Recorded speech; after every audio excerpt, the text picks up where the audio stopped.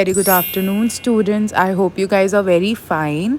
So, yes, we are back with our next part of lesson number one, that is crop production. Today, we will start protection from weeds. So, in this topic, bacha, the unwanted plants that grow naturally along with crop plants are called weeds. Now, we'll talk about necessity of weeding.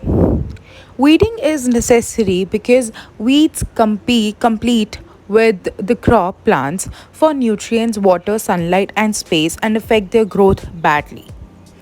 Weeds also produce some toxic substances which are not good for the growth of crop plants and thus interfere and affect the harvest. Thirdly, weeds may be very poisonous to humans and domestic animals as well, and weeds attract pests and spread them to the crop plants as well.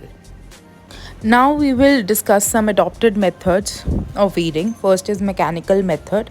But in this first method, we use a comb-like implement which is called harrow from for weeding from the soil before sowing seeds is done by using big comb. And second is from a standing crop, weeds are removed manually by a farmer by pulling them out of hand and using a trawl, khurpi, which is known as, or hoe. This is one of the efficient and this is the most adopted method. Second one is chemical method. A chemical substances are also called weedicides.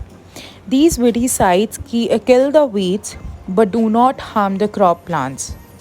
Some common weedicides are 2,4-T, that is 2,4-dichlorphenamine acetic acid. Second one is MCPA, that is 2-methyl 1-fluorochloro 1-phenol acetic acid, and the last one is butachlor. These are some chemical method things. Next up is our biological method. In which biological control weeds like some insects are released in the field which feed on weeds and destroy them completely. For example, cochineal insect in Tamil Nadu is used to eliminate prickly pear from the crop fields. Yes. So these are some effective methods of weeding. Now, a third topic, that is protection of crops from pest and disease. It is very important in the thing of crop production. The crop in the field are to be protected from stray animals, birds, pests, insects, and rodents, and disease causing microbes. Best example is protection from stray animals.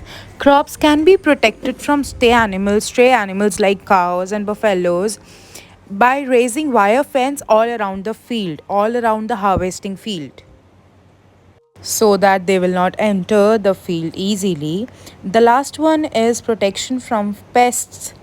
Pests are the organisms that damage crop plants and lower the crop production.